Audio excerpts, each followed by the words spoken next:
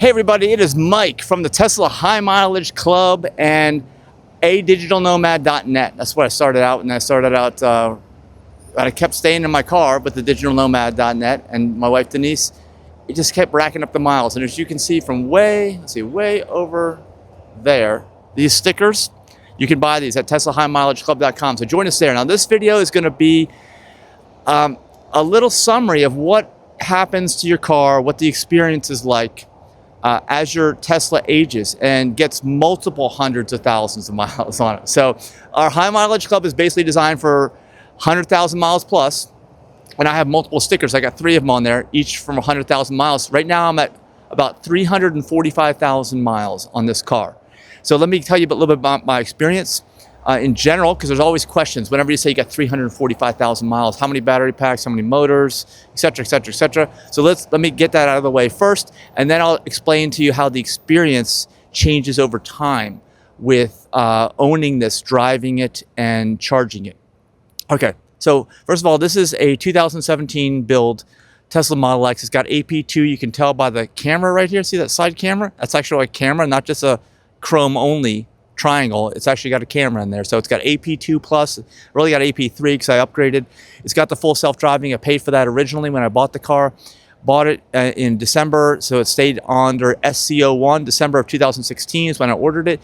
It's SC01. It was built in February 2017 and delivered to me in March of 2017, built in the Fremont factory in California. It's a Model X, so it was expensive. It was the most expensive car I ever bought. $107,000 is what the sticker was, because I got the 90D, the upgraded battery pack at the time.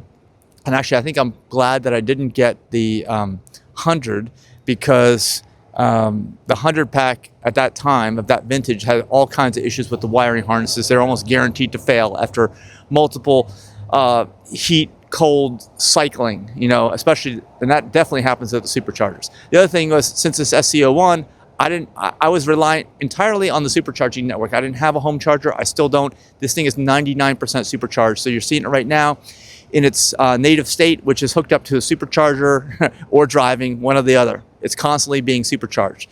Now that's actually a good thing, as I found out. But let me tell you more about the car. Original battery pack is the 90D. Some people are saying it's the fabled one, the last generation 90D, because they don't even make them anymore. You have to buy only refurbished packs. You can't get any new 90 packs. Yeah, and Tesla won't install 100. I know other aftermarket people will put hundreds in, but there's other issues with that about needing to rebuild the car. The seats, I don't think, are handling the extra weight. Some of the suspension and structural components also need to be upgraded because there is extra weight. It's more than just 90 to 100, just so you know. I think this 90 is more like a 86 kilowatt, and the 100 is more like a 104, 105 kilowatt pack. So there's a big difference in the number of cells there. I know people will say, well, it's only 2 units or whatever they call them, modules, but that's a lot of weight. It's constant on the car, so you're just dragging it around with you everywhere you go. I'm on the original battery pack, original motors. The brakes have never been touched. I've never even lubricated them, although I probably need to, but I rarely go into cold climates with wintertime stuff. And so all brakes are original, and the windshield, knock on wood, it's still original, okay? Most everything else has been replaced for various reasons, and join the Tesla High Mileage Club at teslahighmilegeclub.com to learn about what you need to do. I haven't even changed the fluid yet in the transaxles or whatever, the single speed gearboxes that they have, but I will at some point. I asked Tesla to do that. I don't think they did it last time, and I realized a lot of this stuff is better off done on your own, especially since Tesla says you don't need to do that.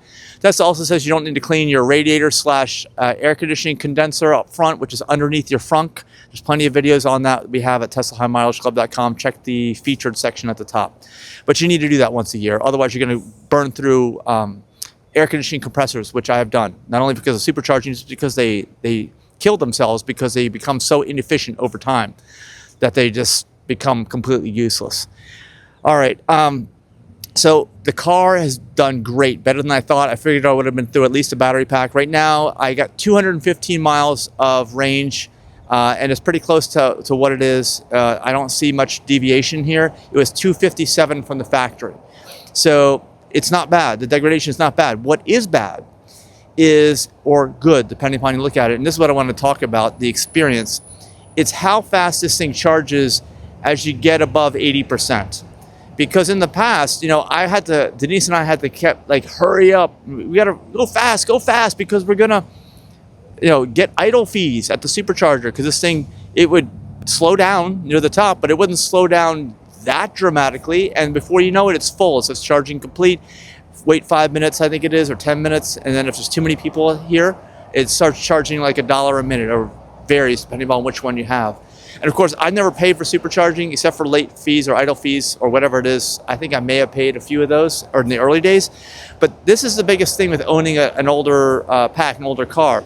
And I also want to mention that maybe one of the reasons why my pack has lasted so long is because I do supercharge it. Because I know back in the day, they told me that, they're like, oh, you can't do that. You can't supercharge all the time because you're going to destroy your battery pack in a short time. And I knew that when I got it, it was 8 years or unlimited miles. That's why I thought for sure they're going to give me a new battery pack, but they didn't.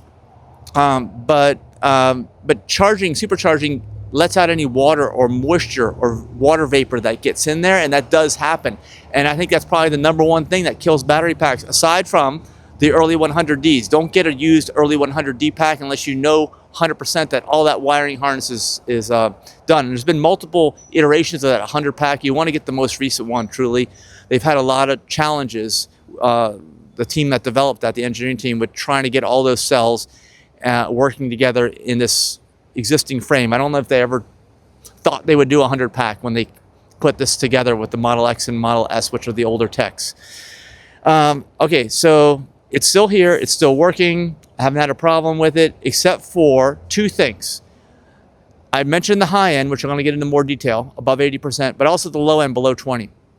I'd say that you really can't go below 10 to 15% nowadays, and Tesla has redone their software so that they won't let you. They've actually taken away a couple more miles recently from what I had, the limited miles, although it still seems to charge up to 215 if I hang on at the end. I don't know, but that bottom end, it doesn't know where the bottom is after a while, especially as it ages. And even with some newer cars, I've heard horror stories where they can't go below 10% because the car just shuts off. And if it does shut off on you, it's not the end of the world. I know I've called tow trucks. I would just reboot the whole damn car so it doesn't know where the battery stated charges, and it might get a couple miles out of it. You can drive to the closest supercharger, especially if you're en route. Like, as it usually has happened to me, I'm en route, like 2 blocks away, and the thing shuts down. But again, reboot as much as you can. And you can, if you change the wheel options, by the way, in your service area, not service mode, but there's a maintenance section with wheels. You change them to like a 20-inch, because these are 22s, and I change them back to 22s. It's going to reset at the gateway twice. Or you can disconnect the 12-volt battery, that kind of stuff. But that might be the easiest way to do it. I don't know. It's worked for me. Either way, any of those ways have worked for me in the recent past when I've shut down within sight of a supercharger, which happens. So you lose that. I used to be able to go below 0, just so you know, in the early pack days, and you're gradually losing. So at some point, this thing might shut down with 60 or 70 miles of range. Has never happened. It's only ever shut down below 15 or really below 10%. So I don't let it go below 15 anymore. And as long as I don't do that, I don't have any problems. But I can see, if you have your graph up there of you putting energy going out from the pack versus energy going in, based on your position on the gas or throttle, not even throttle, moving forward pedal, then you can tell that it starts limiting as you get way down to a low state of charge, below 20%, below 10, or below 15, below 10. You'll see dotted lines on the top, meaning you lose all that power on the top end, and then dotted lines at the bottom. That usually happens, and it builds up before it starts to shut down. You'll see that before. So keep that graph up there if you're getting on a low state of charge. And don't let it sit there for a while. Get it plugged in as fast as you can. That's the more straightforward and easier way to handle that, I guess. But then the top end is the other thing.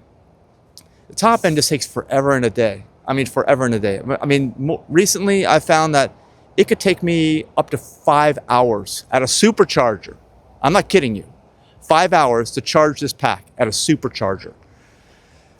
And the reason is like that last 20, really the last 10, really the last 5%. And I know it's rebalancing the cells, and I think you need to do that every once in a while. And you never want to, once you get up to 100, and it takes so long to get up to 100, I don't know if I'd ever want to do that much more recently. But that's the thing you got to realize. if you keep the pack, it's, even if it says an hour to charge, it's gonna be, I know that's gonna be almost 4 hours.